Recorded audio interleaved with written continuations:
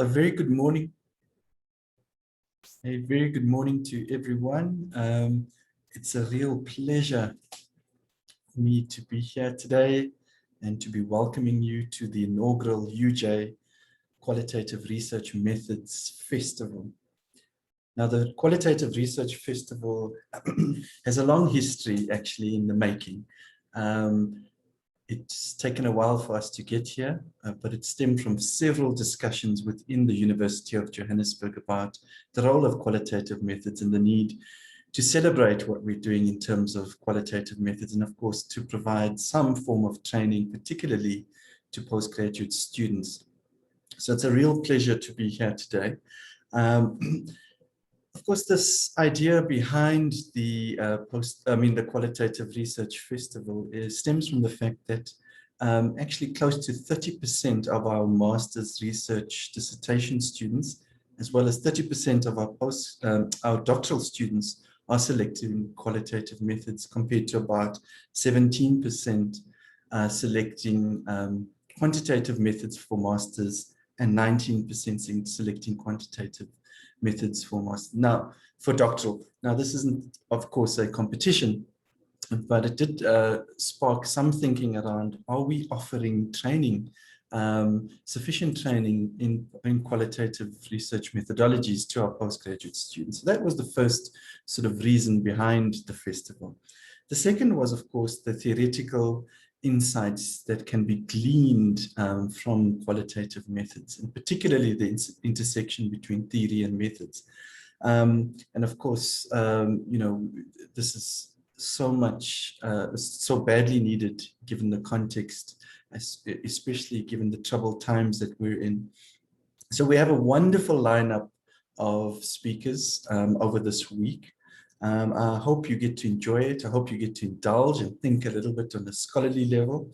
I hope you also challenge yourself. And of course, the speakers are ready to be challenged too. But before I proceed, I wanted to just quickly thank a couple of people.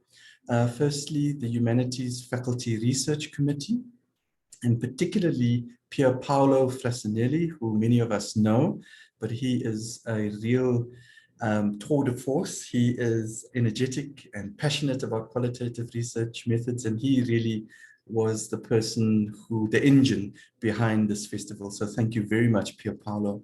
I'd also like to thank the Postgraduate School, Liz Brenner and Leonie Michaels. I'd also, of course, like to thank JIAS. Thank you very much, Bongani Pulunga, and of course, Vanessa Kennedy, who most of you would have interacted with in the run-up to this. So without further ado, I would like to invite our first speaker, who is Professor Brett Bowman. Professor Brett Bowman, I know for many years. I worked with him at Wits University, and it's a real pleasure to welcome him here today. Brett is a professor in the psychology department and serves as the Assistant Dean for Research in the Faculty of Humanities at the University of the Witwatersrand. His work draws on interdisciplinary thinking and combines community psychology, epidemiology, and critical public health. His research focuses on the causes and consequences of violence and the role of racism in both driving and understanding violence in low and middle income contexts. This focus has led to a number of collaborations with global health bodies such as the World Health Organization and the Centers for Disease Control and Prevention. He is currently a co-investigator on an interdisciplinary evaluation of the effects of urban upgrading on violence in a low-income community in Cape Town, and is the lead investigator on a national longitudinal study of robbery, a significant context for violence in South Africa. He's also the co-lead investigator on a study aimed at describing the social organization of violence using third-party video data in South Africa and in the United States. So Bowman has secured funding from a number of European and US grant makers, such as the Jacobs Foundation and the Fulbright program. He is a methodological pluralist and has taught a range of applied research courses aimed at equipping graduate students to conduct real-world health and social science research. So Brett, welcome. I'm going to hand over to you in a second, but before I do, I would like to encourage you to please hold on to your comments. If need be, type them in the comment section and we'll collate and direct the questions to Brett after his talk. Brett will speak between 45 minutes and an hour, and we'll take questions after that. Brett, welcome, and thank you once again for doing this, and over to you. Thank you, Professor Barnes, and good morning, everybody. I'm just doing a sound check. Can everybody hear me? Anyone tell me that they can? Yes, I can hear you. Excellent. Yes, we can hear you. Yes. Excellent. So I'd really like to thank UJ, Professor Barnes, JIAS, Pierre, Vanessa, everybody for inviting me. I've never spoken at a qualitative methods festival before, and I didn't quite know what to say. We're celebrating qualitative methods. So what I've done essentially is to prepare a foundational introduction to qualitative methods. And I'm hoping that this kind of foundational methodological discussion could generate some talk, but most importantly, lay the groundwork for the rest of the week. And just a caveat, I'm not particularly good on Zoom. I use Teams all the time, so you'll have to please countenance some of my, show some patience where possible. And of course, you know, technology being what it is, my slides decided to jump all over the place today. So you just bear with me. I'm hoping that there's enough here for everybody and for some rich discussion afterwards. Do I have permission to just share my screen? Yes. Okay.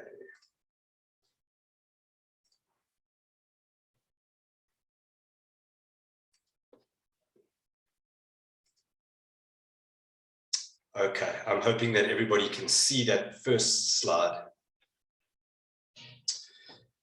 So, as I said, when I heard that we were going to, you know, I was asked to introduce a festival, I was very excited, but Professor Barnes had briefed me and said that, you know, participants, and I can see quite a few of you, some names I recognize are, you know, potentially span a whole range of disciplines, which was very surprising because usually qualitative methods are synonymous with the humanities and social sciences, which makes it even more exciting for someone like me who works in kind of transdisciplinary spaces to be able to discuss the benefits of qualitative methods with people in the health and natural sciences.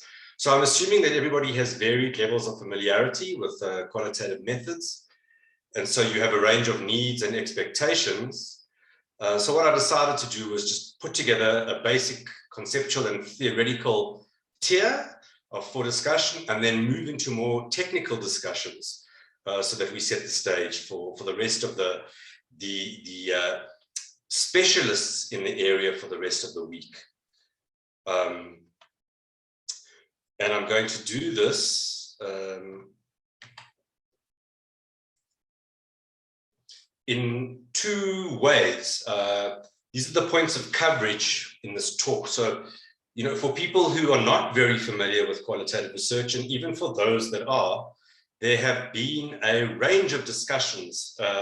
And we know that qualitative methodologists within methodological discussions are particularly robust in their differences.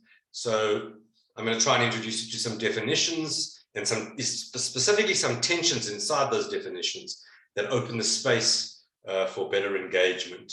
We'll look at the emergence and consolidation of qualitative research methodologies. And then I'll try in a very piecemeal way, because that's all I can really do, is to map the family of selective qualitative approaches. So give you what I've called a part universe, a sense of how these different responses to the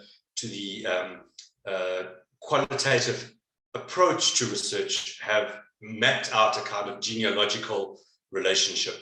And then I will go into the technical and methodological logics of qualitative inquiry. In other words, briefly an overview of design coherence, you know, what makes for a good qualitative design, and then finish by discussing a little bit about how we know that our qualitative research is good, or, you know, is of the requisite quality. Okay.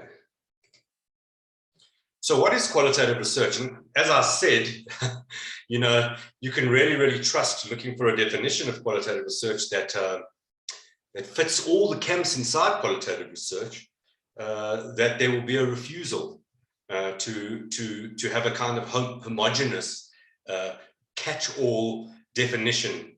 So, you know, I found this quite interesting. This is from one of the leading sage texts on qualitative research methods. And, you know, Denson and Lincoln, whose names I hope that you will recognize, some of you who work in the area, they say that the open-ended nature of the qualitative research project leads to a perpetual resistance against attempts to impose a single umbrella-like paradigm over the entire project. And I suppose that's important, you know, first up, because it demonstrates a very particular political and ideological resistance to the universality, or an attempt to find a set of kind of common features that bind a universal approach to matters qualitative, which is quite different from a pure scientific approach, which, you know, seeks a kind of universality in an attempt to discover Occam's razor, essentially a kind of simple reductionist approach to research questions. They nonetheless do give us a really good definition. This is the most comprehensive definition I've found. And I think it's very useful because it flags the kinds of points that we don't ordinarily see when we look up definitions of research methodologies, okay? So, I mean, the first point is that they make the distinction, or there's a slash there between research and inquiry. And there's a big debate amongst qualitative methodologists whether they should even see themselves in the same vein as researchers, because for many, particularly in the US, that implies an identity, a systematicity, an alignment with a tradition that many reject. So you'll see, as I go through the talk, there are a lot of researchers that regard themselves really as inquirers.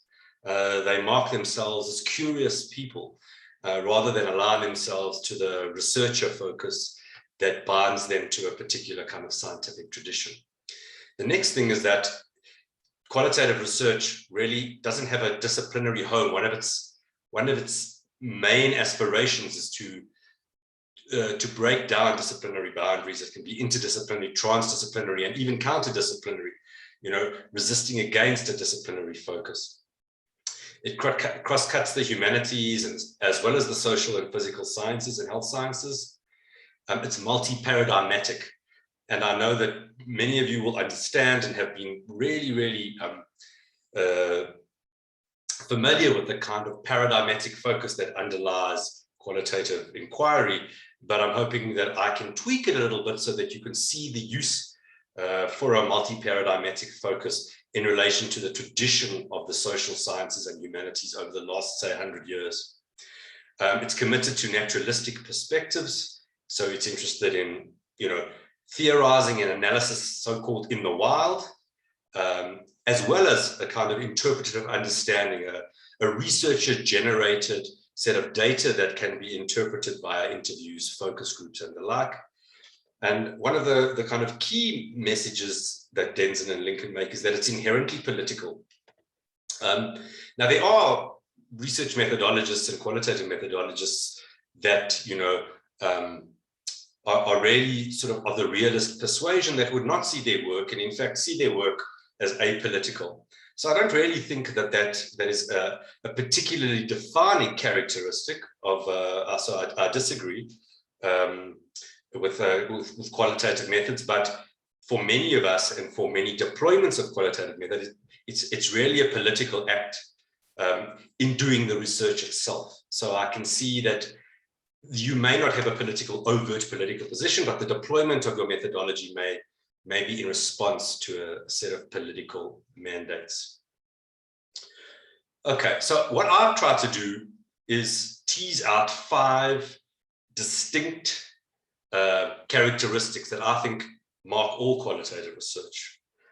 So number 1, I think it's relatively formal, it's systematic, it's strategic, and the questions in qualitative research are focused on sense making around particular things. And my first warning, I suppose, in this talk is that qualitative researchers historically have tended to treat the following objects of analysis as interchangeable. They're interested in human experiences, significations, meaning, interactions. Okay, those are different things, and historically, at least, they follow different historical trajectories and methodological trajectories, which we'll talk about in a bit. Most importantly, qualitative methods, I think you would battle to find a qualitative methodology that is invested in reducing the complexity or invested in predicting human experience. Anti-reductionism, I would think, is a leading, almost defining characteristic of any qualitative research approach. All methods are invested in complexity. They're not invested in reducing the noise so that one can find a signal. To varying degrees, and we'll look at those varying degrees, these approaches highlight the importance of context. Some of those methods talk about endogenous context. In other words, just by looking at the data itself, one can be immediately oriented to the context of the research site or the participants. Others look at exogenous context, which is that there needs to be a kind of picture painting or a context mapping that frames the research or the data collection.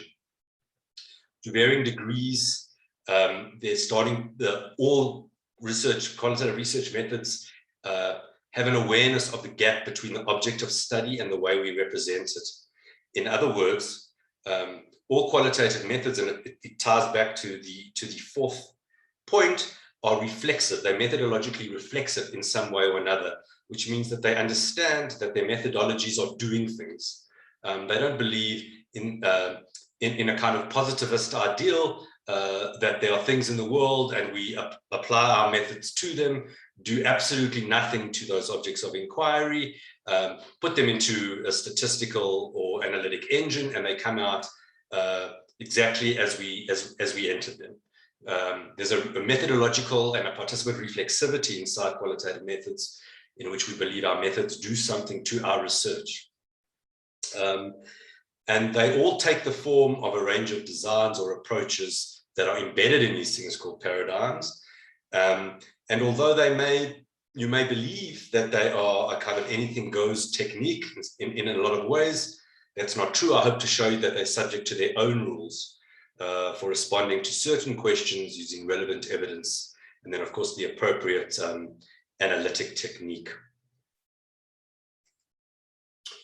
I'm hoping that because you're in this lecture that you would like to do qualitative research, but I suppose people may ask why should we care? Why do we need to do qualitative research?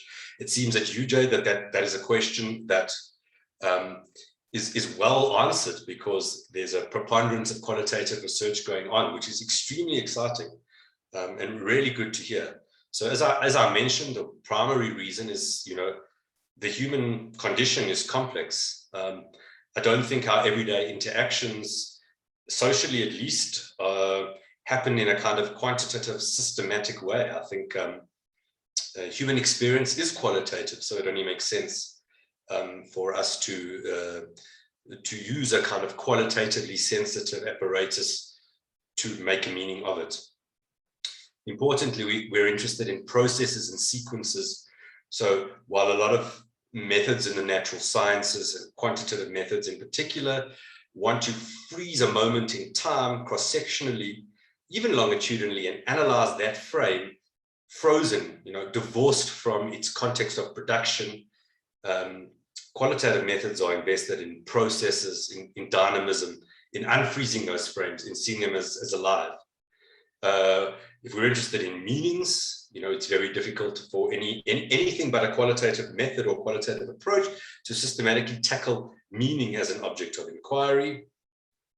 As I said, to varying degrees, you do have qualitative methods, particularly, say, conversation analysis, that will say, as a method, I'm not particularly interested, or it's not particularly interested in surfacing the historical and economic context out of which its analysis happens, or in which its analysis happens, but it is it will believe that those contexts are buried inside that data.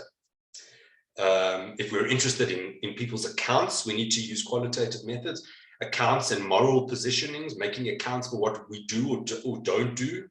And particularly for me, my interest in qualitative methods is to surface the mechanisms that underlie very commonly well-described, well-documented quantitative relationships. Now, there's a debate about, is qualitative methods an instrumentalist approach? Should it just serve as the slave to a kind of quantitative master in terms of elaboration and triangulation and all of those things? And I don't think that, of course, I don't think that should be the case. But for me, there is no other approach that I can use to try and understand what it is about gender and inequality that produces or doesn't produce in a particular social interaction that I watch live, violence, an escalation of violence, a de-escalation of violence. So I mainly use qualitative approaches to try and decipher the mechanisms that are translating these well-documented variable relationships that quantitative approaches just can't manage to disentangle. What happens in the world of humans to escalate and de-escalate violence. So that's the what and the why. It may be useful to talk a little bit about where these methods come from. And I'm hoping that some of you in this talk will recognize the poster on the right of the slide, and I'll tell you why. So there are extensive histories written about the emergence of qualitative methods. I'm always, very keen and happy to put into the face of philosophers of science that qualitative methodologies, of course, were the first forms of human inquiry. They predate a kind of quantification, an ethos of quantification in mathematics. So I won't be able to give you a strong, encompassing historical account now, but what I do want you to do, if you're really interested, is to have a look at the Brinkman et al. History of qualitative, the rise of qualitative research methodologies, in which they outline a conceptual, an internal, a marginalizing, a repressed, a social and technological history. So the coming together or convergence of a whole series of events, thinkers, theorists, that converge to produce these multiple histories. And of course, the history of the emergence of qualitative research methods is certainly not done. As I'll show you, there's a range of very key debates about whether certain thinking in qualitative research methods even belong or want to be known or included in the canon of a qualitative research approach. Most particularly, there's a counter paradigm or anti-methodological position, which has been driven largely in the US by educationists, called post-inquiry or post-qualitative inquiry, in which there's a wholesale rejection of the need for aligning to methodology as a key way of thinking about research, and putting theoretical questions way before methodological ones. So never having pre-packaged qualitative approaches. And that's really, really interesting, which we'll talk about later. But so there's of course, no finished history. And there's the politics of qualitative research methodologies are really poignant and in some ways coming undone in the late 2010s. But in terms of the emergence, the 1980s, and I suppose I should just say that there's obviously a disciplinary difference. Where I come from in psychology, it was a highly politicized thing to even entertain the idea of being a qualitative researcher. I mean, it sounds totally absurd now, but qualitative research had to really fight for a place in a psychological knowledge domain, and that's not entirely always true in sociology and anthropology, where there are rich histories of ethnography, for example. And of course, but quantitative sociology, I've just come back from the US, it's certainly not true that there's an automatic mainstreaming of qualitative approaches in sociology at the moment, at least in the US. So there is still, while there's a much greater acceptance of qualitative research methods, of course, you still do find these kind of pockets of resistance. But just to give you a demonstration of how political the emergence of qualitative research methods was in psychology, you know, you had people writing articles called "This is War," you know, Martin Tablanche and Fred van Staden really going at loggerheads about whether, in fact, qualitative research approaches should even be countenanced in an emerging South African psychology. It was considered a niche, almost exotic specialization. We had the poster on the right refers to a qualitative methods conference. There were 5 of them, and you know, a whole group of qualitative researchers really tried to swell, produce a kind of moment in which one could swell investment in qualitative research methods. And now, of course, I did give the caveats. You know, there are still areas in the US where you know, people will say, if you only do qualitative research, you know, a 10-year committee may say, you know, that's anecdotal, of course, but really, you know, we've turned the corner. It's been described as thriving and blossoming. It has multiple international associations, a significant number of specialized journals, niche foci. So I've put a list of just some what may be called sub-varieties or variants of qualitative approaches in the slide, and you can see just some of those. Of course, you'll cover in the coming week. I know you're going to cover Indigenous scholarship. I know you're going to cover feminist methodologies, but just to get a sense of this kind of splintering and burgeoning approach to qualitative methods. Okay, so what I'm going to try and do now is just to give you a sense of how why we have these different kinds of approaches in qualitative research, how they're connected to paradigms, because it's always, you know, people are always sort of just putting up paradigm slides when they teach qualitative research, but there's no real sense of, you know, how these different and why these different paradigms are important, or how they relate to the broader history of philosophical approaches to knowledge. And I differentiate a kind of philosophical node, which was just quite a pretentious heading I've put up there, a philosophical approach to a methodology.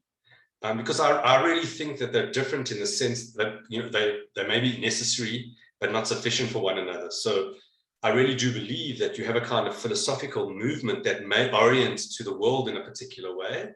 But when one has to operationalize it, in other words, when one has to turn it into a knowledge-seeking vehicle, there arise a whole set of methodological questions that ask of us to turn ideas into operational ways of thinking. So I've really looked here at 7 what I consider to be overlapping philosophical approaches that have marked the humanities and social sciences over the last 100 years.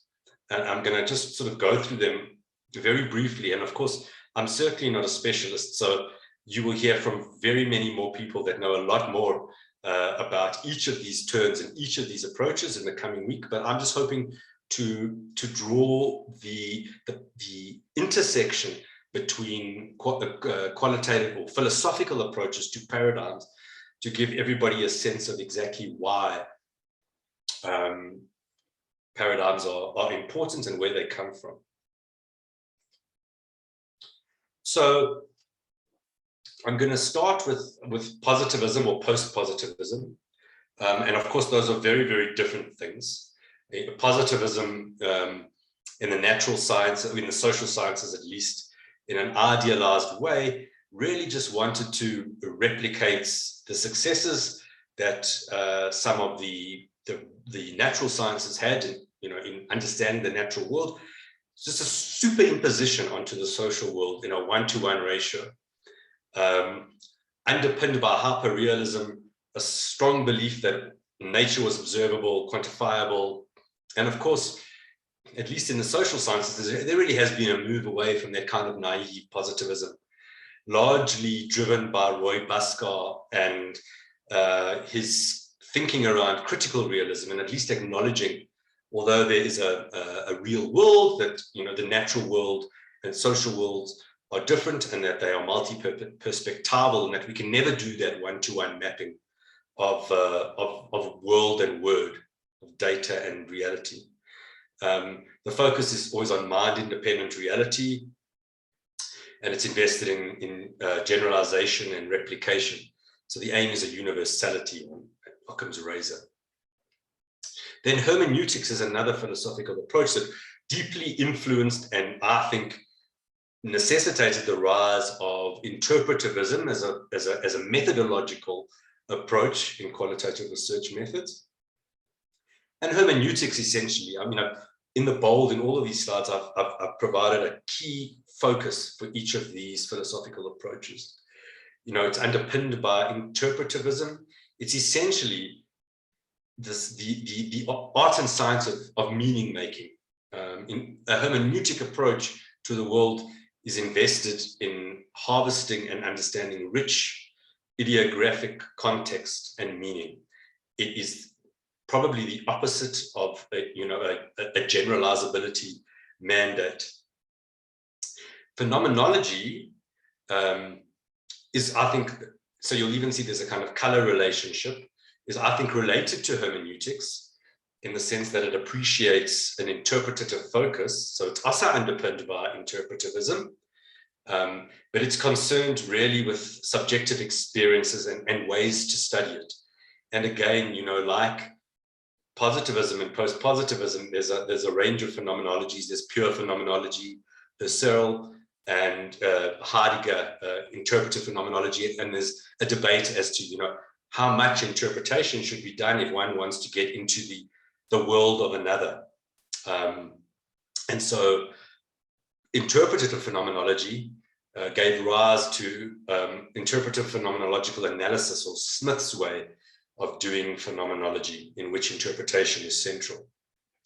Then, and I saw a lot of linguists in the program, and they will know this stuff far better than I do, but there was a real turn to signification in philosophy of science, philosophy of social science, and the primary focus in the linguistic or discursive turn was a move away from this need to understand reality and or experience and or meaning via a naive understanding that just by studying words we would get to those realities, to the idea that the operations of language and signification deserve their own approach. In other words, language is not merely a conduit to reality, but produces it. And so the focus was on language and signification, invested in understanding the role of language in structuring social life. And even there, inside linguistic approaches, you have major differences ranging from, Foucauldian discourse analysis, interested in understanding the relationship between power and discourse, and then, conversation analysis or interactionism, really. So the big D, big discourse versus small discourse in conversation analysis, which is interested in really understanding how interactions shape reality as they unfold. There's also the affective turn, which is, some people will argue, these three, affective turn, decolonial turn, and post-inquiry, are the kind of defining, overlapping approaches that we are currently engaging. And, the affective turn is a turn back to experience and emotion. Emotion is not the right kind of term, but it helps to, but not in the phenomenological sense, in the sense of a networked, almost kind of experiential language that binds certain subjects together, and getting a handle on exactly those kinds of feelings that are common, say, to oppression. Hugo Cannon has done some really good work on rage and affect. And he sees rage as a kind of affective, natural go-to position in conditions of oppression. And the focus there is really difficult, is really, for me, quite difficult to understand.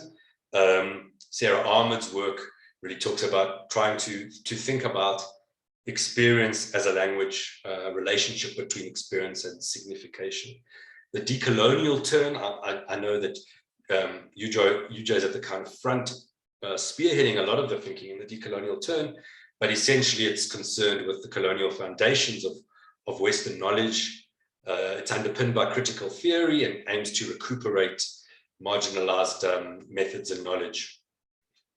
The focus is on indigeneity, the politics of recuperating method. And then post-inquiry, as I mentioned, post-inquiry is really interesting.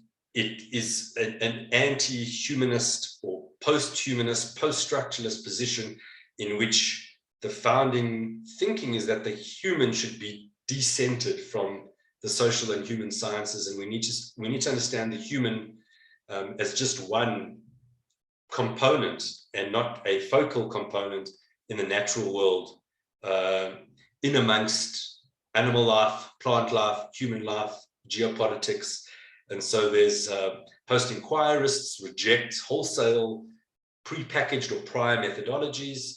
They believe that inquiry and not research should be theory-driven, and they're accompanied by a movement called new materialisms. So that gives you a sense on, for me at least, how we get to paradigms, because I believe those social scientific impulses gave rise, or at least shaped, these paradigmatic almost axioms. Whenever you engage qualitative research methodologists, this is a staple way of explaining the differences in approaches within qualitative research methods.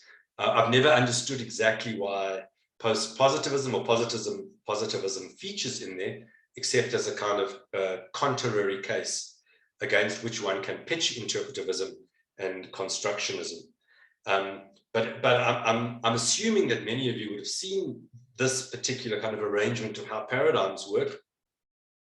So I won't belabor it, except to say that paradigms are constituted in at least three ways, and I've really rarefied the debate on paradigms. Guber and Lincoln, I think in 1986, put up three paradigms, and the latest text is just kind of endless paradigmatic production.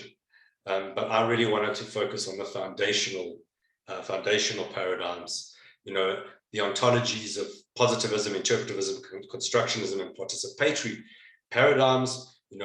Ranging essentially from an observable reality in positivism to a world that can only be interpreted in interpretivism, which should resonate with phenomenology, ethnography, and then constructionism. I put critical in brackets because constructionism need not be critical, although critical theory predominates a lot of work that is done in constructionist types of methods. And then a participatory paradigm that insists on the co-presence and the collaborative formulation of research at all points in the research process. Then the different epistemologies that of course drive the different paradigms. If you believe that a world is material, then you believe that objectivity is possible and that knowledge is generalizable. You develop quantificatory methods and experimental methods in order to study that world. For interpretivism, what is important is that the words, the interviews, the data that one collects as a qualitative methodologist still point to a world, but they act as proximal means to understanding that world. So they don't have that one-to-one relationship that positivism does. And the methodology, of course, is to systematically, other hermeneutics, which should ring a bell, is to kind of reconstitute those words so that one can dig beneath them in a latent way, or look above them in a manifest way, and understand and decipher what the meanings are via an interpretative exercise. Critical and constructionist ontologies, we've said, the world is constituted in language. Humans use language to do social action. Language does not reflect reality. Language is a form of human action. And if language is a form of human action, then it is a conduit to power, it is a conduit to meaning, it is a conduit to all things human. And so our job as constructionists is to try and understand the organization of language to decipher the work that it's doing. Participatory paradigms, I've sort of touched on this already. Knowledge is co-constituted, and the methodology is always politicized. There's a participatory ethos that is mandatory in any kind of participatory research project. And then, so in the last column, I've put the associated approaches to each of these paradigms as they relate. So if our philosophical nodes, I think, shape the paradigms, then these are the kinds of methodological spin-offs that have come via the philosophical nodes through paradigms. So post-positivism, experimental methods. Interpretivism is a big paradigmatic house for phenomenology, ethnography, grounded theory, and narrative analysis. I'm not going to focus on grounded theory and narrative analysis because, of course, there are debates about where those two approaches fit. You get interpretivist grounded theory and narrative analysis. So there's a debate between Glasser and Strauss around grounded theory. One, Strauss, being a much more strongly constructionist interpretivist, and Glasser in a much more conservative position there. In constructionist paradigms, we have critical discourse analysis, discursive psychology, conversation analysis, genealogical approaches. Again, you could put narrative analysis, grounded theory inside constructionism if there's a constructionist underpinning for those approaches, Foucauldian discourse analysis.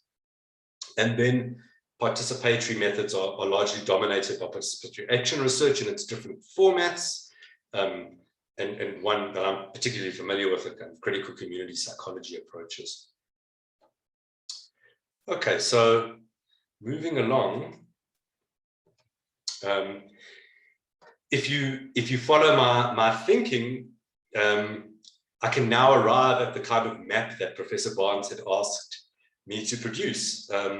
So via the philosophical nodes, through the paradigms, into the methodological productions, or if you would like, the kind of methodological shells that contain the outcome of those philosophical roots. Under interpretivism, I'm only going to really look at phenomenology, ethnography, and what I've called exploratory designs or exploratory approaches, and many of those you would have seen referred to as a qualitative approach, never a specification of the type. This is not a phenomenological analysis. It's not an ethnographic analysis. It's a qualitative analysis or a qualitative approach. And that's largely twinned with a thematic analysis, and really depends on a superstructuring of a kind of theoretical focus. Depends very largely on the literature review for a kind of methodological focus. And then constructionism, I'm just going to quickly look at critical theory-led constructionist approaches.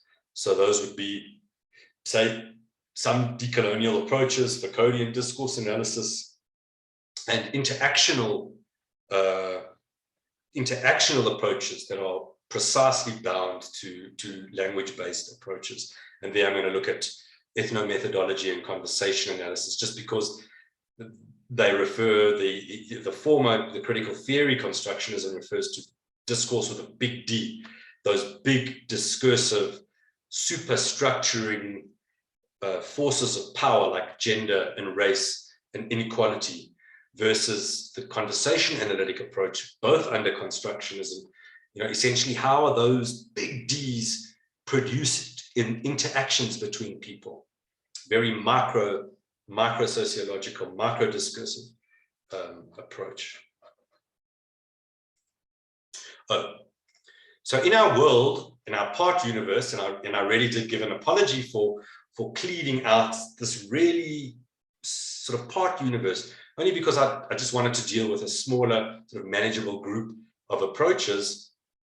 The obvious thing is, well, how do you select an approach? What are the driving forces? And a lot of my work has really been about trying to understand, trying to dissuade people, at least at the graduate level, from identifying, say, as a particular kind of qualitative methodologist, and thereby structuring the world so that all their subsequent work can be methodologically aligned to where they are comfortable. So I think that's putting the cart before the horse. I think that methodologies should respond to questions, that we should all be trained, at least familiar. Some of us are going to be better at particular kinds of approaches than others, but we should all be familiar with a range of qualitative methods that are demanded by a particular kind of question. So, what steers you in the direction of a particular approach? Well, the question. And I've stolen the two questions above here from a colleague in the US, Professor Kevin Whitehead, who has done some of this work with me in the past. And he, I think quite cleverly, and of course this is not formulaic, but interpretivist questions are always structured around what's and how's, and they're really attempts, either the kind of hermeneutics of meaning making, to interpret, understand the experiences of people. So you usually have, interpretivist kinds of questions that are based in the what or how do people interpret, understand, subjectively live, make sense of the phenomenon under study, versus the how on the constructionist side of the map, which is particularly interested in, how is a phenomenon, a category constructed, reconstructed, resisted, produced. It's a process-related question rather than a hermeneutically sensitive question. And then again, this is pretty formulaic, and I'm not saying that it always works. Of course, it's just for the map. Usually, for interpretivist approaches, you have some or other derivative of a thematic approach, which is either latent or manifest, while you have strongly discursive approaches that are loaded on the constructionist side, and then you have narrative analysis and grounded theory. That can work in one way or another. So in relation, I've already discussed a little bit of this, and I best hurry up. I think Professor Barnes said it's an hour. That's right, Professor Barnes. I have until 11:10 roughly here. I think I do, so I'll carry on there. So under the interpretivist methodological approaches, so now we're going one step further on the map. We've gone from philosophical node to paradigm to methodological spin-off, and these are the variants of these are the methodological spin-offs. You'll all be familiar with this. I just thought it was probably useful to summarize them. What differentiates these in relation to a research question that is always powered by an interpretivist paradigm? The aim of phenomenology is to describe and understand the experiential dimensions of human life.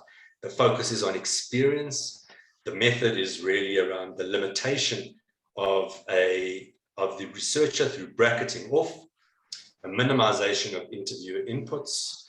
The ideal instrument in a phenomenological study is an unstructured interview, primarily because it allows for the minimization of interview input. Ethnography, you're going to have an entire ethnography session, but essentially you would attack a phenomenon ethnographically if you were interested in human action, perceptions, behavior in a kind of lived, alive, cultural or social context. Collection methods, unstructured interviews, observations, focus groups, and the data types of field notes, recordings, transcriptions. And then there's this generic form that we often read about that I don't quite like, but I suppose it has a place which is just to say this is an exploratory qualitative study, and I'm largely interested in, say, compassion fatigue, but I'm not tackling it phenomenologically. I'm not interested in, how nurses experience, say, compassion fatigue. I'm interested in broadly outlining the meanings attached to compassion fatigue amongst nurses. And there, you have the full range of collection instruments and data types. Then just to move on to the two key differences in the constructionist methodological approaches.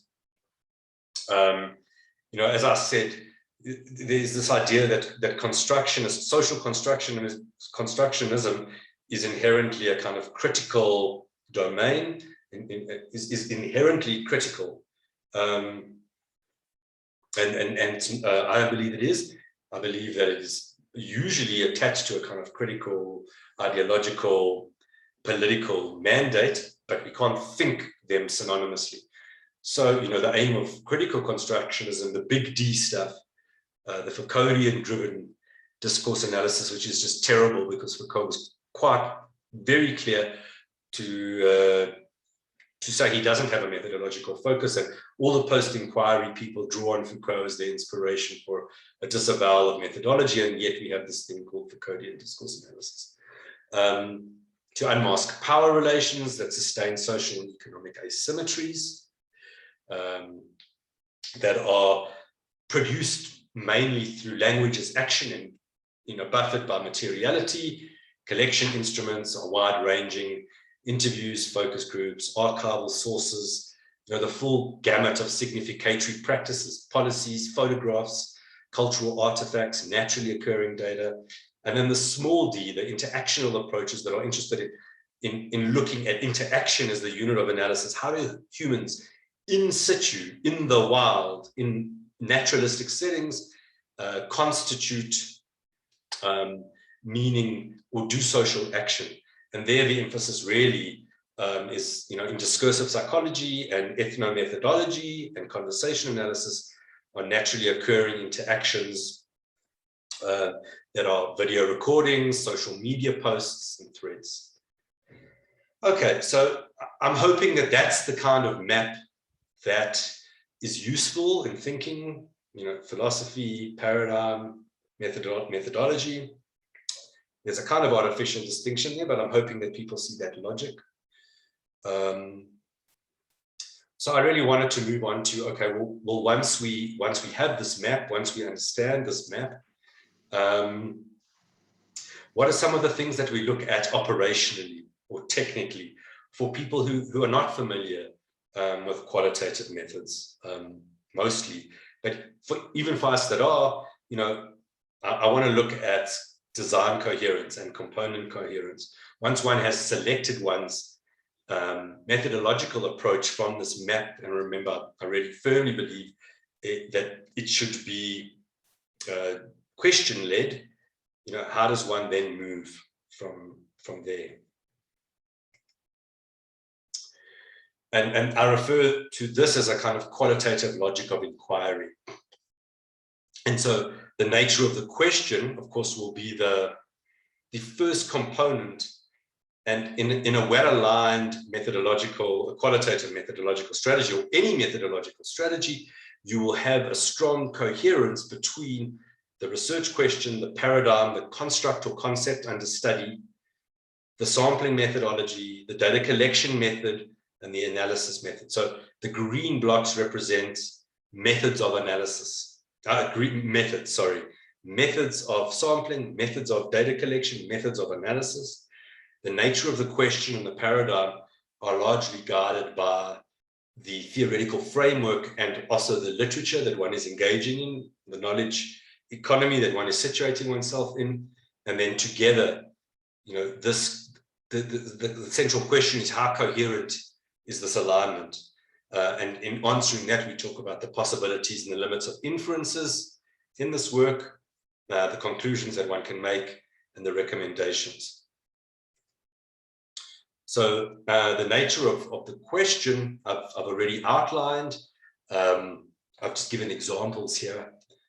Interpretive questions, you know, how or what questions, how do victims of business robbery, this is something I've worked with, experience work after the event, or, you know, what are the perceived triggers for workplace violence, as opposed, and I'm hoping you're seeing how that map in your mind is how these questions pull on that map, versus a constructionist or interactionist kind of question. I've worked on both of these questions as well. How do perpetrators construct violence? And I'm working with a range of people on, you know, how does violence escalate in disputes between intimate partners? The next component is the paradigm. So you would carefully think, you know, you would quite obviously be hoping that your question-led, the nature of your question, if it is interpretivist, belongs squarely within a kind of a interpretivist paradigm and fits into one of the potential designs in a phenomenology, ethnography, grounded theory, and narrative analysis, or kind of exploratory broad design, but the focus must be on meaning. Or if the focus is on experience, then your alignment should be more strongly to phenomenological approaches. Which brings me to, you know, the next block, which is what I had mentioned in the beginning, which was, you know, qualitative methodologists throwing all of these objects of analysis together and treating them interchangeably, and thereby allowing the I would say misaligned methodological or methods of analysis to do work on the wrong objects of analysis. You know, so perceptions are different, at least technically, from experiences, from feelings, from constructions, from meanings, from narratives, from accounts, from reports, from interactions. And so one needs to hold in mind the differences between what one is doing when one is looking for perceptions in relation to interpretivism and, you know, ethnographic or phenomenological approaches or broad exploratory approaches versus interactions. Okay, one cannot, I don't believe, do a phenomenological analysis of interactions. Interaction is the unit of analysis, and so therefore one needs a method that is sensitive to interaction. Then just a quick mention on sampling, you know, the catch-all phrase in any qualitative research approach is purposive sampling. I'm going to do purposive sampling, but there are a whole family of kinds of purposive sampling that one really needs to read. Qualitative sampling theory has really grown in leaps and bounds. So I just have some of the options that are, you know, very, very early in the family of purposive sampling variants. You know, I often say, people will say, well, I want as much variance as possible in my sample to study, say, I don't know, formations of or the construction of militant identity amongst students in Norway. And I'll say, well, I want as much variation as possible. I'm just going to do purposive sampling, and I want maximum variation sampling or heterogeneous sampling. And you've got to quite carefully think through why the knee-jerk reaction is to diversity. If you are heavily committed to an interpretivist approach that is not invested in a kind of diversification or transferal of findings. Our next block is on, you know, methods of data collection. And here I know, you know, I think it's tomorrow that you're going to look at COVID-related, what COVID has done in relation to data collection for qualitative researchers that has just been, you know, really curtailed. The kind of historical go-to approaches like interviews and focus groups and our ability to use them properly have really been impugned or ultimately kind of just nullified by the pandemic. And so there are a whole range of new possibilities that have spun out of the pandemic. And of course, the rise of social media, there are people that know much more than me about this on the program, but just, of course, just to really think carefully about how your data collection instrument maps onto this alignment. So, you know, if you're going to use focus groups and you're not interested in interaction, in the relationship or the nature of the conversation between participants, that's an example of, you know, why would you use a qualitative means to generate interaction and ignore it? And then, of course, the range of candidate data analyses. You will recognize these. You know, the most widely used is thematic analysis. There's some people kind of that persuasion in some ways or another that most analytic, qualitative analytic, hermeneutical, interpretivist embedded forms of analysis can be reduced in some way to variants of a thematic analysis. People take me on about that, and I'm happy to defend it. But of course, you want a coherent, you want to extract a coherent form of data analysis that aligns across the design that you've selected. Running a little bit out of time, so I'm just going to finish up talking about you know, the key kind of criticism that's been leveled at qualitative research has been about its legitimacy, the crisis of legitimation. Well, if things are so idiographic and so idiosyncratic, and there's no real bar for evidence, then, you know, how do we know that you're producing anything of value or anything of quality? And some people, some methodologists, have attempted to come up with thinking that is aligned to some of the quality measures or the rigor measures used in quantitative approaches, you know, like validity, reliability, generalizability. They've, you know, attempted to find parallel concepts in qualitative methods. Others have absolutely outright rejected that thinking that underpins the nature of quality. They say that, you know, quality in that sense it's an extra paradigmatic consideration, and that quality measures are philosophical rather than instrumental. And so those parallels between quantitative approaches are of very little value. And then there's probably the most systematic movement in evaluation of qualitative methods is, and this is very much in the health sciences, a kind of tick box approach in which you are, as a researcher, asked to, you know, tick that you've managed a set of prior assumptions about what constitutes good qualitative research. So the parallel measures, you know, that most famously put together by Guba and Lincoln in 1986, credibility. Instead of generalizability, we think about transferability, dependability, confirmability. They fall into the parallel question, the need to find parallel mechanisms for quality measurement. Then I've put up a set of really good references for developing alternative standards of thinking about methodological rigor. Seal, I particularly like Fossey et al., who differentiate between methodological rigor and interpretative rigor. So you can do all your methodological work very well, and you can have strong methodological coherence, but your interpretative engagement with a project could be flawed. And so you could have methodological rigor, but no interpretative rigor. It's quite difficult to have interpretative rigor without methodological rigor, but they're still separable. Mores, and then these are two of the most commonly used checklist type approaches for establishing rigor. There's CORREC, which is the Consolidated Criteria for Reporting Qualitative Research, and then SRQR, Standards for Reporting Qualitative Research. Some journals use them interchangeably.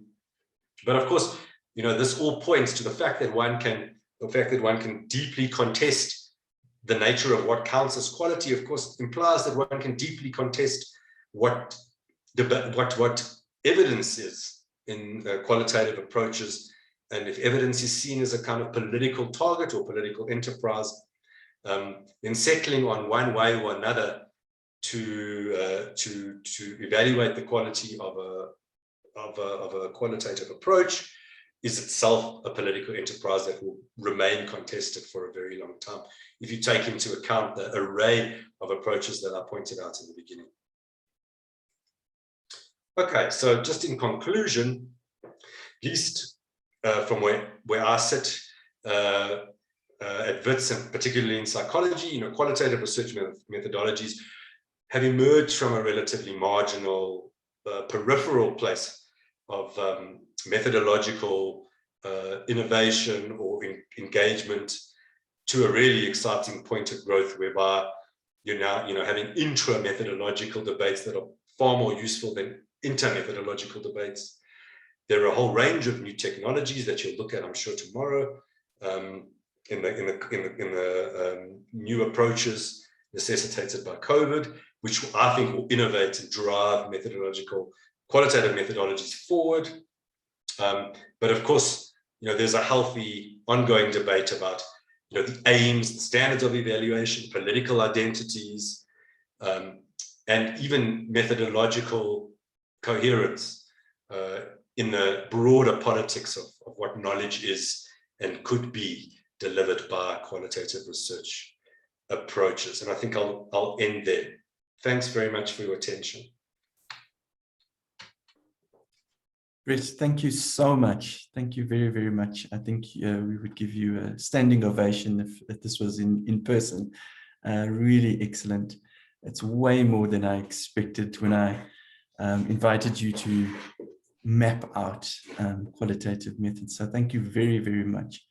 I particularly liked and appreciated how you managed to distill very complicated ideas around philosophy and paradigms and really translate them and categorize them in meaningful ways. So thank you very much. We've got a lot of comments, very complimentary.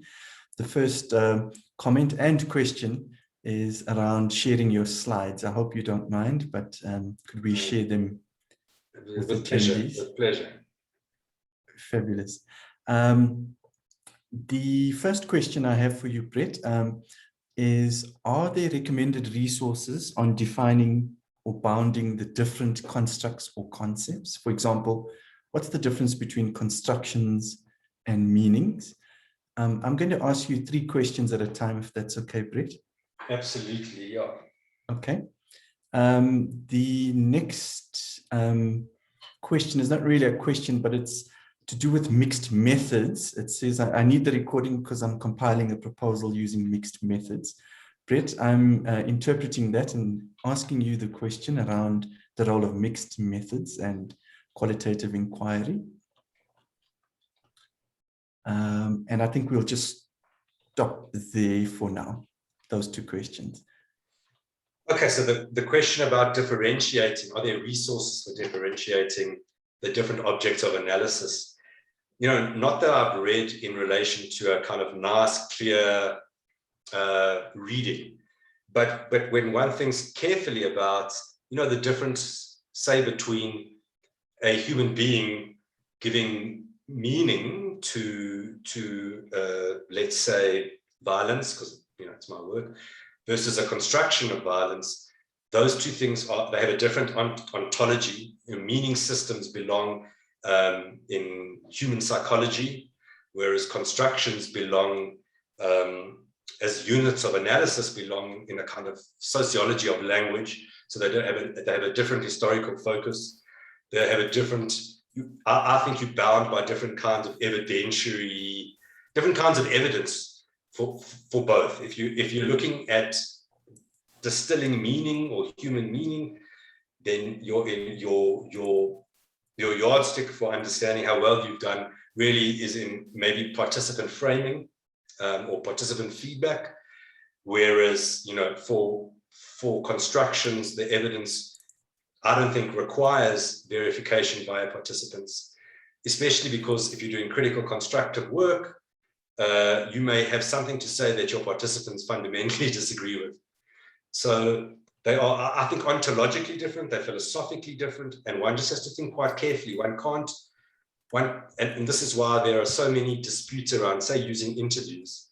And I think of my own work looking at, the politics of knowledge making. So if I'm looking at meaning, I can look at interview-based data because I'm co-constituting the meaning systems that are going on in that interview. But if I'm wanting to look at power, I don't think that I can use interviews to look at power because I'm constituting a power relationship by virtue of the interview. So there are different kinds of ontological and methodological questions, but there's no clear-cut guideline except to think philosophically about that lineage when thinking about what you want to look at and why. Often people think they're looking at meaning, but they're looking at accounts. They're looking at justifications for why people do things rather than why they think they do them. And then mixed methods. So of course, mixed methods has a place in qualitative research, or rather qualitative research has a place in mixed methods. I certainly, as a pluralist kind of person who believes one should have a big methodological toolbox, really don't see a problem in thinking innovatively about how to carve some of those designs into mixed methods type research. So, there's nothing, I don't think, stopping anyone from undertaking, say, like a sequential design, explanatory design, and the qualitative component can be phenomenological. It doesn't have to merely be a generic qualitative approach. There's no disjuncture, I don't think. Pragmatically, anyway. Yeah.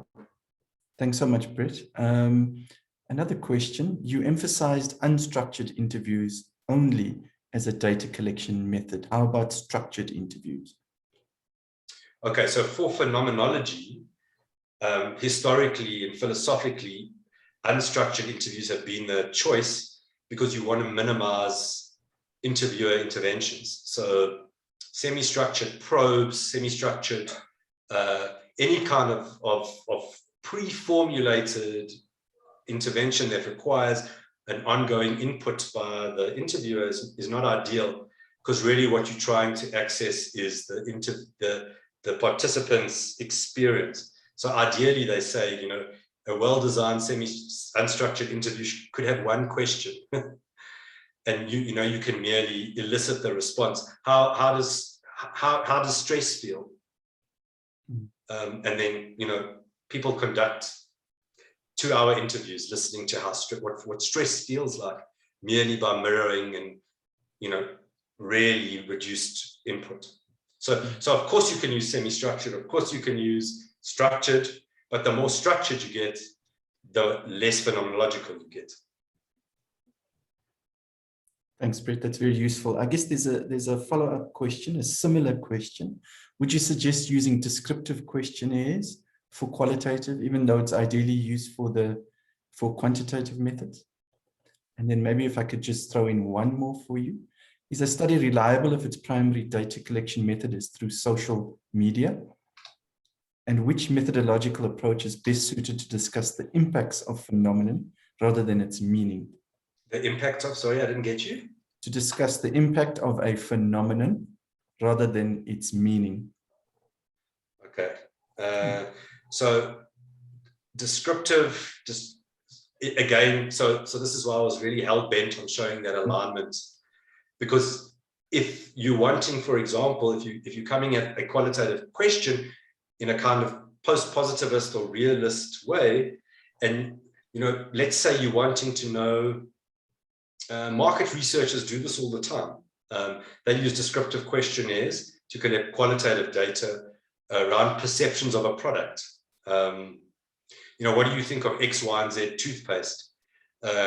Or describe in 5 sentences what you think of this toothpaste. So that's qualitative in the sense that it's not intended to be generated numerically, but it's really hyper-real. There's a strong sense that they will describe their perception of the toothpaste, and you can take for granted that what they say is what they believe. There's a one-to-one relationship between what's on the So if you're after kind of realist projects in which you assume that what you are getting from your participants is instrumental, is real, then I see no problem with using questionnaires. It's only if you are after the kinds of interpretivist, strong qualitative, paradigmatically like embedded questions in which interaction, say, is necessary, or in which simple sentences just will not do because you need rich description. So it's all about what the question is. Then I didn't mention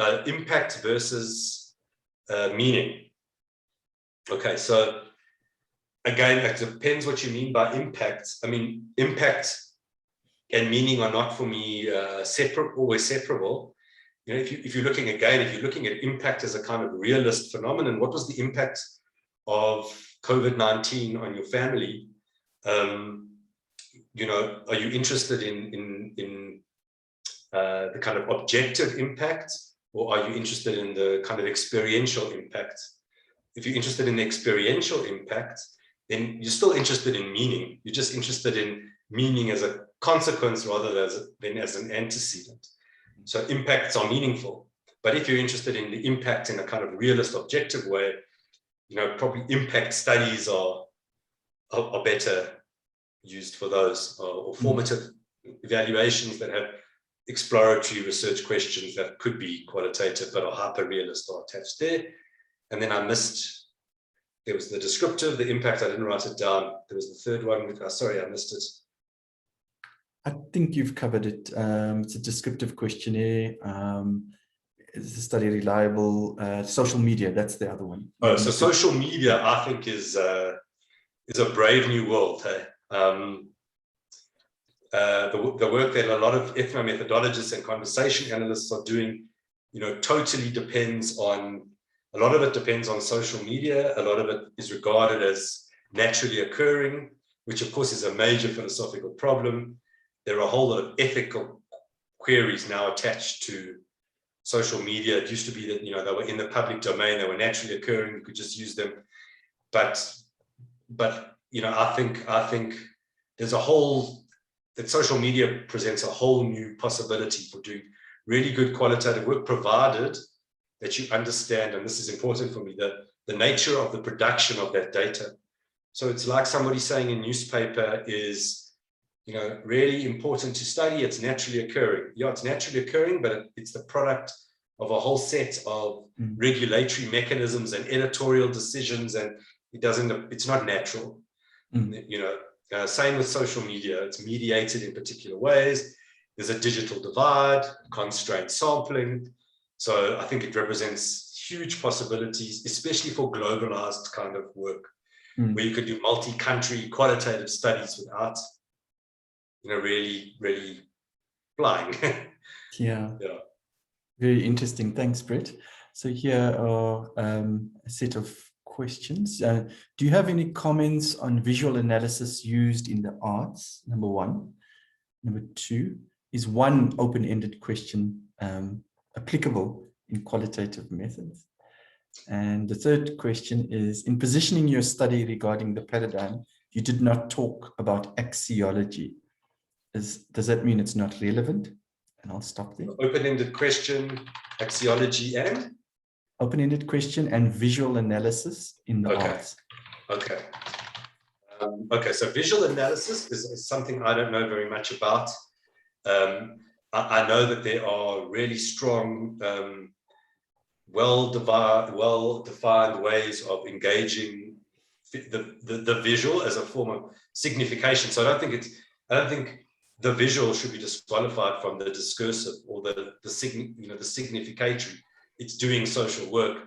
I'm just not familiar with the range of methods that are available, but I do know that there are a lot of multimodal methods that include visual analysis that are out there, that are useful, that are rigorous. But I haven't done them, and especially in the arts, yeah, it would be a blind spot for me, but they obviously do exist. In relation to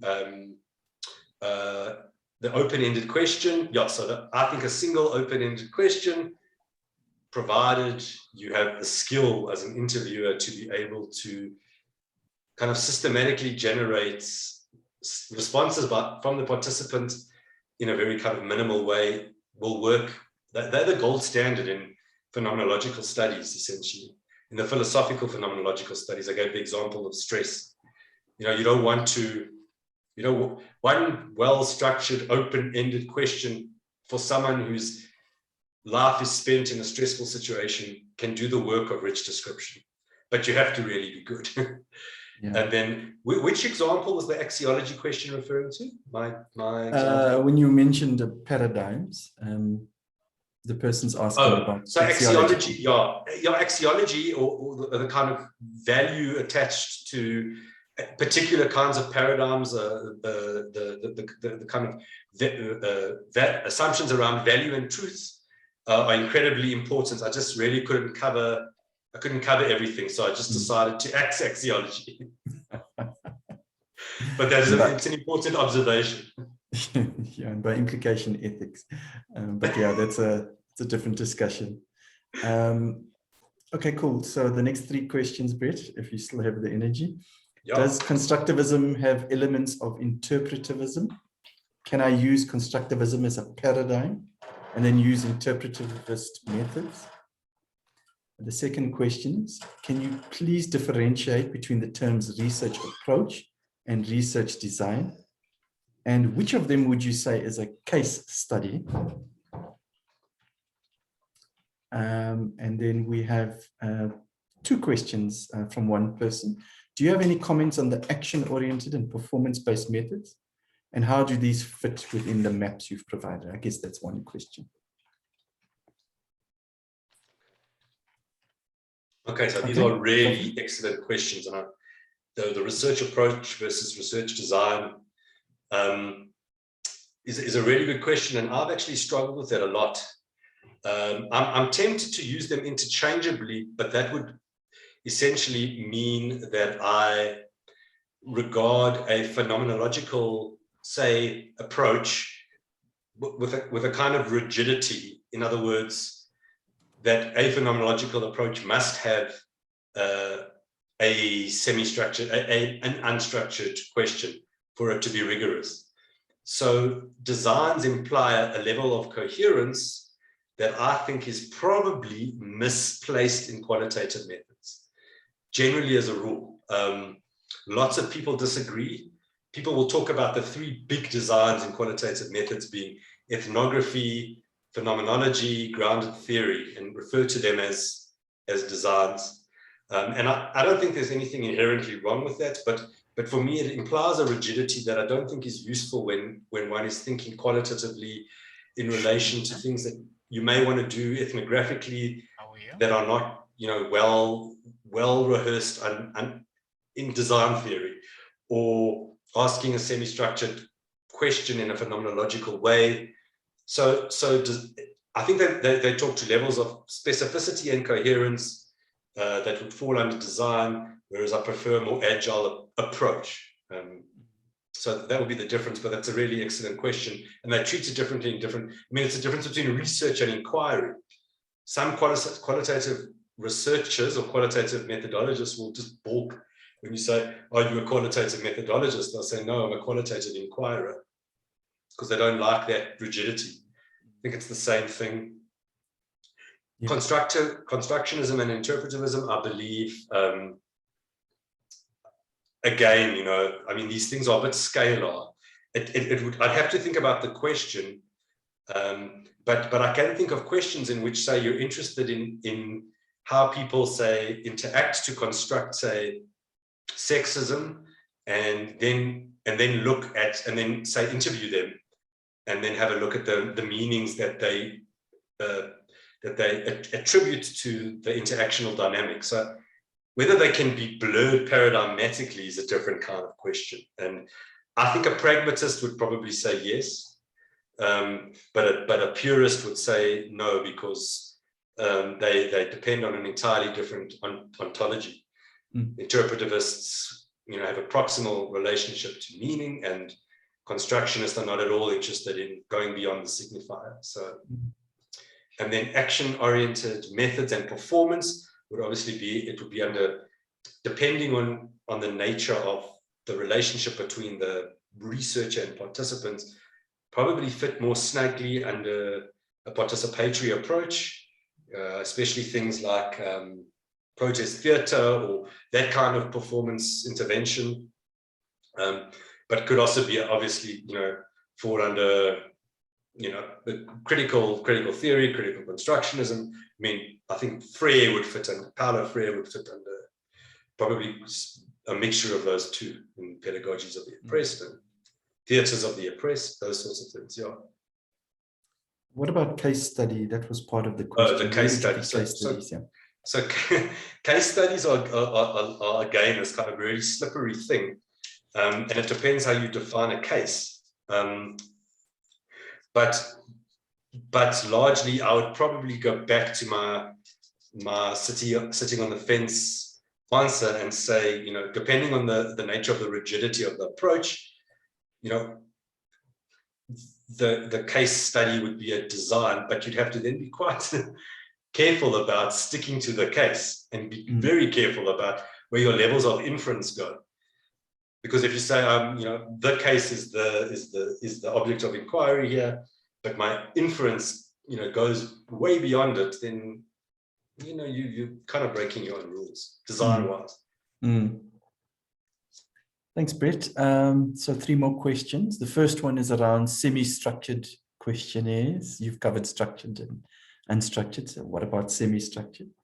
The second one is, it's a long question. I'll read it to you. It's an excellent question. Don't you think we are, in a way, limiting our research and putting obstacles in the way of inter or transdisciplinarity by selecting and rigorously adhering to a specific methodology? Couldn't it be useful to choose a particular philosophical or epistemological approach and conduct research within that framework? I'm wondering if we're not trying to legitimize qualitative methods so much that we run the risk of losing some of its inherent strengths. And I guess, Brett, that speaks to one of the points you were making earlier in your presentation. It would be nice maybe to elaborate on it.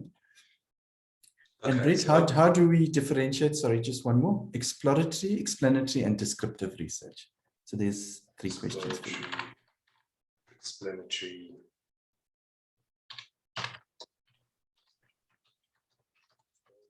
Versus descriptive, eh? Yeah. Okay, so I'll start with the post-inquiry. So that is, that is a strong and emerging position that's coming out of methodology. I forget who the major protagonist is. Educationist with a French surname. I can probably provide it later, but this position has been around for a long time. So Feyerabend in the 70s was a philosopher who wrote, against method and argued that, this methodology as a kind of pursuit is foreclosing of a whole range of new knowledges, is foreclosing of a whole way of approaching things, and that we must be driven. We should be driven by philosophical approaches and theoretical approaches, and methodology should not structure the way we engage with knowledge. And that is one particular position that is out there and contested. The post-inquiry position is that post-structuralism and post-humanism should be new forms of approaches to inquiry, and they by definition do not need any methodological frameworks. In fact, you should reject the priors in all kinds of methodology because it forecloses knowledge generation. And I can see the point there. I'm not sure, as someone who would like to see, I suppose, an end point, an outcome, an impact. I obviously believe in blue sky research, but I do think that there's a place, especially in empirical type engagements, for a methodological tradition. But I don't think that the idea of post-inquiry is illegitimate. I just think that the way these things work in the philosophy of science, you're going to come across a whole group of post-inquirers who will start to develop their own particular rules, which will end up being paradigmatic. You know, the first one is you have to, for post-inquirers, what do you have to do? You have to read post-structuralism. So you can do, you know, anything you like, but you have to read post-structuralism, which is, you know, an example. Yeah. But it's a really good question. Semi-structured interviews, I think, are excellent. They obviously have their place. They need, they have their place in mainly eliciting rich description, which is mainly the aim of interpretivist type engagements with participants.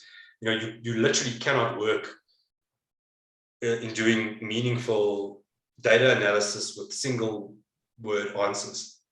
And a good semi-structured schedule provides you with the ability to generate sufficiently rich data, you know, to do that. So I think, yeah, they have their place. And then exploratory, explanatory, descriptive.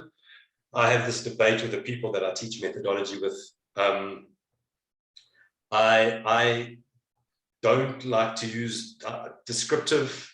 I think descriptive implies a kind of quantification, and that's purely a linguistic thing. I mean, it harks to descriptive statistics. I think, you know, the object of description should be say a shaping or it's not analytic. The descriptive work, I don't think, is analytic in the sense that exploratory or explanatory work is. But a lot of the time, you know, you really have to ask. These things have all come from different theorists at different times, and they're used in different ways. You'll often find a qualitative researcher referring to descriptive work when they synonymously mean exploratory work. I suppose it's the function. You know, the words are not important. It's, you know, what do you want to really do with your design?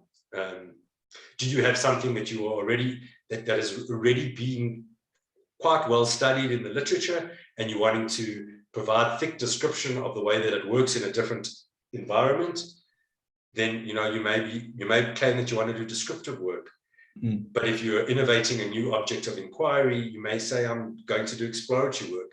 And explanatory work, I think, fits with very strong realist qualitative approaches, where you believe that, like I said, in the market research, you know, someone says, you say, explain why you prefer this toothpaste over that toothpaste. And their explanation is essentially assumed to mirror a real taste. All right, Brett. So we've got one comment and two questions, if it's okay by you. Cool. So the comment is, I think participants might want to know about interpretive phenomenological analysis, IPA, which has gained popularity among qualitative researchers, especially those doing hermeneutic phenomenological research. Here, the participant and the researcher both play an active role in the interpretive process. This interpretive or interpretative phenomenology moves beyond bracketing and description by asking the participant not only to relate the experience, but interpret its subjective meaning as well. So it's a comment, perhaps inviting you to comment as well, but let me just put the other two questions to you. Under which philosophy would you place pragmatism? And the last one, is it possible to combine both exploratory and phenomenological approaches? I saw that you limited phenomenology to just unstructured interviews. Thanks. Okay, so the comment on RPA, I think, is entirely legitimate. And I think it's Smith that wrote the really kind of detailed RPA, almost text. But I'm probably going to say something quite controversial about things like RPA, and so I believe that, and you can read this in Braun and Clark. I believe that on the inductive and deductive spectrum of place of theory in methods. In other words, you know, how central is a theoretical focus inside the way that you do your research has bearing on these kinds of things. So I think that interpretive phenomenological analysis, as described in the person who asked the question, I think is spot on, because it goes beyond, it goes to collaborative meaning making, and it goes to specifies a relationship, an interpretivist relationship between participant and inquirer, especially under kind of hermeneutic rules. But how different, for example, is that to doing a thematic, a latent thematic analysis guided by phenomenological theory, Heideggerian theory. So I think we shouldn't be tripped up by you know, by the labels often, you know. So I do think RPA, if I'm asking a phenomenological question, then my kind of go-to method is going to be RPA, because it's being thought through, designed, customized to be able to focus on experience as an object of analysis, or interpreted experience. But I do often wonder how far away, you know, methodologists are from just doing thematic analysis guided by a very strong philosophical tradition. Then pragmatism, I think, belongs in its own paradigm called pragmatism, which is the easy way out. And you could put mixed methods there, and you can put intersubjectivity there, and you can put, so yeah, pragmatism, I think, is its own particular approach. And then phenomenology as exploratory, if you're looking, if you're exploring experiences, then you're going to do phenomenological research, I think. Mm. Can you use phenomenology to do like confirmatory work? Would be different, a kind of different thing. Yeah, I don't think so. Yeah. Okay, so we're down to the last question, and it's one that's actually been answered. Oh no, actually one has just come in. So 2 questions, Brett. You may or may not want to say anything about it, but the difference between an approach and design, you've covered it already. And it was, the person is still a little unclear, but maybe she could email you, or he could email you separately. Then 2 other questions. Should we not focus on transparency as a quality measure for qualitative research? And then the second is, I think I missed this, but where does critical realism fit in? Thanks, Brett. I'm going to close the questions after this. So. Okay. So the design and approach question was just really, it's about how you think about the different components in qualitative research, and whether they are so rigid that you have this unitary thing called a design, or whether they're just approaches and there's enough wiggle room inside them to approach things. But I think the question about transparency is an excellent one. So it's an ethical question, and it's a methodological question. And so, I mean, I could throw the question back in some senses and say, well, if transparency is an absolutely a defining measure of quality, what happens if you do a discourse analysis accusing your participants of racism? Well, not accusing, you know, your analysis surfaces racism as a primary discourse coming from your participants. How transparent are you in your analysis, and in what ways do you need to consult your participants to verify it? And what happens if they say no, I wasn't, you know? So yes, transparency, again, phenomenologically or in different kinds of designs, has a place, but I don't think it's a de facto measure across all qualitative methods.